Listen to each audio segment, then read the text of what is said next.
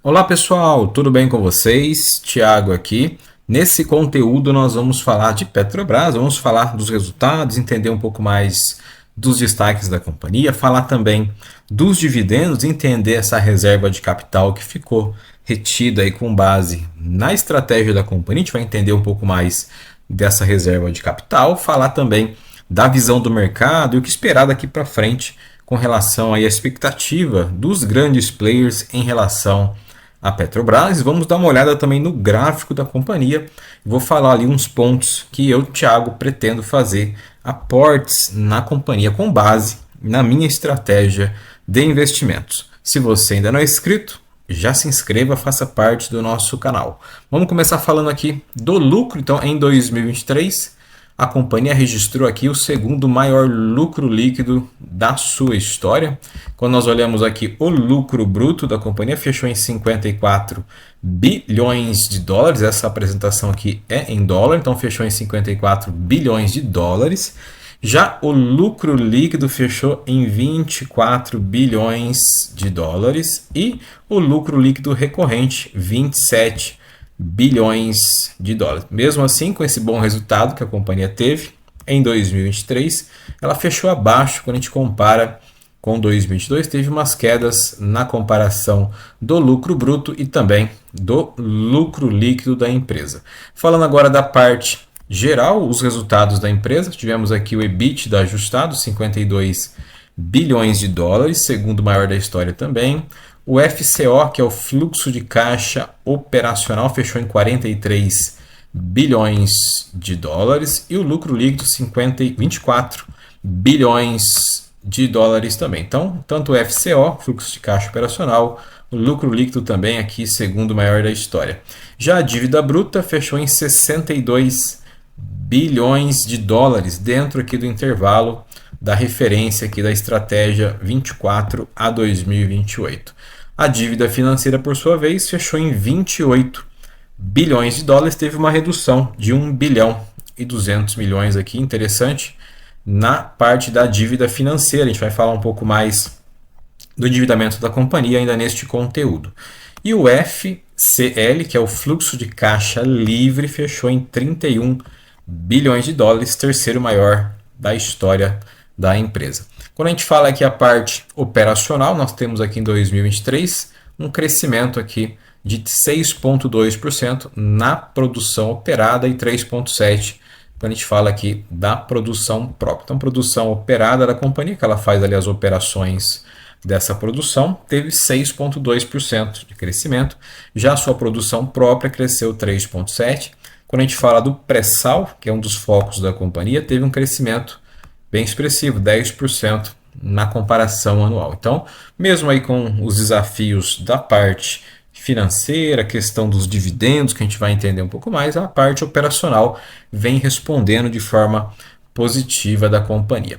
Falando agora da parte do cenário mais externo, o que influencia no desempenho da companhia, a parte aqui do Brent, petróleo Brent, teve um recuo de 18%, quando a gente compara 2022 com 2023. A taxa de câmbio, por sua vez, o câmbio também teve uma queda de 3%, saindo de R$ 5,16 para R$ 4,99.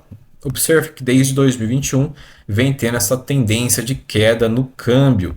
Quando nós olhamos também que a parte do diesel teve uma queda de 23% na comparação anual. Então esse setor, essa parte mais de ambiente externo acaba afetando de forma ali os desempenhos operacionais da companhia, reflete também na parte financeira. Falando agora do endividamento, a dívida bruta da companhia permanece aí dentro da estratégia definida pela companhia. A gente vai olhar aqui a parte do endividamento. Aqui nós temos em dólar também o endividamento da empresa. Observe que teve um crescimento quando a gente olha aqui a dívida bruta e também a dívida líquida. Então teve um crescimento na comparação com 2022 e teve uma redução na dívida financeira. Saiu de 30 bi para 28 bilhões de dólares. É uma redução de 1,2 bi. Então teve uma redução na dívida financeira, porém aqui quando a gente olha a dívida bruta e a dívida líquida, teve um crescimento na base anual. A empresa vem fazendo melhorias nessa parte do controle da dívida para aliar tanto a parte ali dos investimentos que ela precisa fazer e também garantir aí a disponibilidade dos proventos dos dividendos.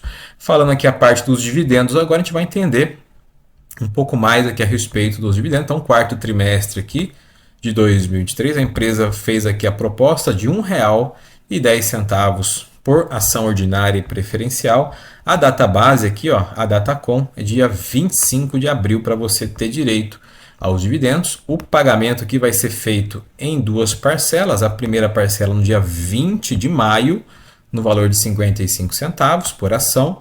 E a segunda parcela no dia 20 de junho, também de 55 centavos por unidade de ação. A companhia destaca aqui a remuneração aos acionistas em 2023, somou 76 bilhões de reais aqui, recompra de ações 3 bilhões e 600 e também tivemos aqui os dividendos 72 bi e 400 milhões. Então, a empresa fez essa distribuição, nós já falamos um pouco disso, o mercado não gostou muito, eu também esperava um dividendo um pouco maior, não esperando a parte dos extraordinários, mas no mínimo aqui uns R$2 seria um valor justo, né? Então, em vez de 14 bi, no mínimo aí uns 28 a 30 bilhões de distribuição de dividendos seria um valor justo para os acionistas, sem considerar os dividendos extraordinários. Quando a gente fala que a proposta, ela destinou a reserva de remuneração de capital restante dos proventos. Falando nela, vamos dar uma olhada aqui, ó, na destinação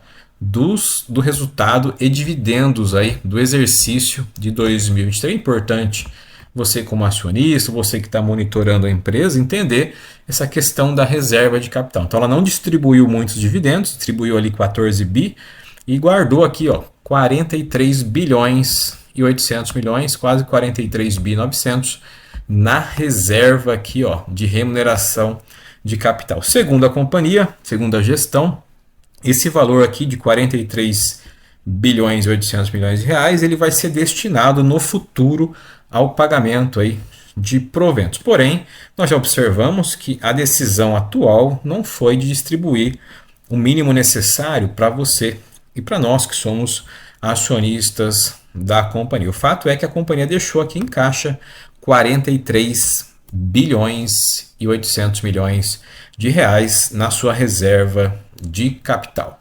Falando nisso, vamos entender agora a visão do mercado a respeito dos resultados também e principalmente da questão dos dividendos. Vamos começar aqui com a visão do BTG, que traz uma visão mais otimista a respeito da Petrobras. Então, a Petrobras teve uma queda de 10% no último fechamento agora, na sexta-feira, e o BTG diz aqui que é oportunidade e ele mantém a recomendação de compra para as ações aqui da Petrobras. Vamos entender aqui a visão do BTG a respeito da companhia. Então, aqui em resumo, ele traz os últimos acontecimentos. Petrobras apresentou os resultados, teve a queda forte, a empresa anunciou que não iria distribuir o lucro remanescente, que nós acompanhamos ali, na faixa de 43 bilhões e 900 milhões de reais.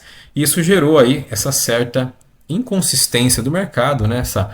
Essa parte do desânimo, e acabou ali tendo as vendas das ações. O BTG diz que, além dos dividendos, ele avalia que a companhia tem uma forte geração de caixa aqui, e segundo o BTG, ele acredita que a geração de caixa da companhia em 2024 vai vir acima do consenso do mercado. Então ele diz aqui que a recomendação de compra não está baseado apenas na distribuição de dividendos extraordinários da companhia, mas sim no case, no modelo de negócio que é sustentável ao longo do tempo. Saindo do BTG, que tem essa visão mais otimista, a gente vai falar agora de outros grandes players que fazem análise e também o acompanhamento da Petrobras para a gente entender a visão. Então tivemos aqui, sem dividendos extraordinários, bancos derrubam recomendações da Petrobras. A gente vai entender aqui a parte dessa visão agora de outros bancos a respeito de, temos aqui Santander e também Bradesco, que fizeram ali o rebaixamento das ações da Petrobras. Então, Bradesco e Santander cortaram a classificação da companhia, rebaixando a empresa, devido aqui à política de remuneração aos acionistas, que parece, segundo aqui os bancos, incertas no momento. Então, traz incertezas a questão aqui dessa política de remuneração em reter esses valores adicionais e não pagar aí um valor justo aos acionistas. Tem também aqui a visão do corte que eles fizeram na Petrobras, para a gente entender a questão do preço-alvo que foi diminuído. Então, temos aqui o Santander, que reduziu o preço-alvo ao fim agora de 2024, das ADRs, caiu a 18 dólares. O alvo sugerido aqui é R$ 47,00 para as ações ordinárias, que são a Petri 3. Já o BBI, que é o Bradesco, também cortou preço-alvo aqui de 48 para R$ 41,00 das ações da Petrobras. E teve também aqui o BOVA também fez aqui uma recomendação neutra, recomendando as ações com base neutra e preço-alvo menor ainda, R$ 38,00 para as ações ordinárias. Então nós temos essa mais otimista, essa visão do BTG, e BOVA, Bradesco e Santander bem pessimista com relação à companhia. Vamos falar agora do gráfico da companhia para a gente entender o cenário que está hoje atualmente. Então nós vimos ali a visão do mercado. Eu, na minha análise, vejo nos próximos dias e também até a Datacom desses dividendos de R$ 1,10 que vai ser feita em abril, o mercado muito mais pessimista do que otimista com relação às ações da companhia. Então nós vamos ter um mercado mais vendedor do que comprador, assim conforme a minha análise. Lembrando que o nosso conteúdo ele não tem caráter de indicar compra nem venda das ações para você, mas para você entender o cenário, principalmente aqui a visão do mercado, os indicadores e também o modelo de negócio da companhia. Na minha análise, então, eu vejo que nos próximos dias e até ali a Datacom desses dividendos, um mercado muito mais vendedor do que comprador para as ações da Petrobras. E aí, conforme a minha estratégia, eu vou falar para vocês onde eu pretendo analisar e fazer aportes futuramente. Nós tivemos essa queda forte, cerca de 10% da companhia, ó, fechou em R$ 36,12 no último fechamento. Eu faço aportes no cenário atual nessa região aqui dos R$ 33,00 aos R$ 34,00 seria o meu preço mínimo ali para entrar com 30% de aporte. E os outros 70% de aporte eu pretendo aguardar uma região um pouco mais funda, nessa parte dos R$ 28 a R$ 27,00. Pode chegar ou simplesmente o mercado pode reagir e valorizar aí as ações da Petrobras, desconsiderando aí essa questão momentânea desses dividendos menores. Mas, conforme a minha análise, eu pretendo ficar atento a essa região dos R$ 33,00, já a partir dos próximos dias e futuramente aí próximo a Datacom ou após a Datacom desses dividendos que a companhia anunciou agora,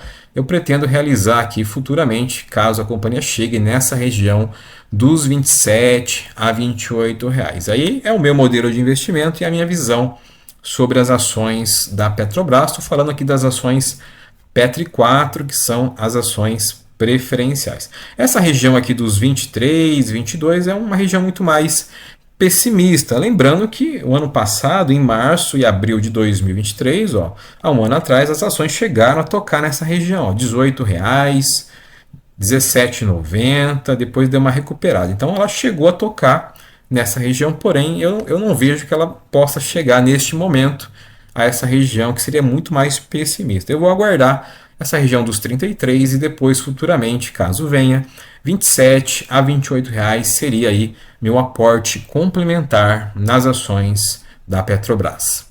Então falamos hoje um pouco mais dos resultados da companhia, entendemos também a reserva de capital da empresa, essa retenção dos dividendos que não agradou a maioria do mercado. Falamos também da questão dos dividendos, a Datacom e a visão do mercado que eu vejo muito mais pessimista aí nos próximos dias do que otimista em relação à Petrobras. Se você ainda não é inscrito, já se inscreva, faça parte do canal. Nos encontramos nos próximos vídeos. Abraço!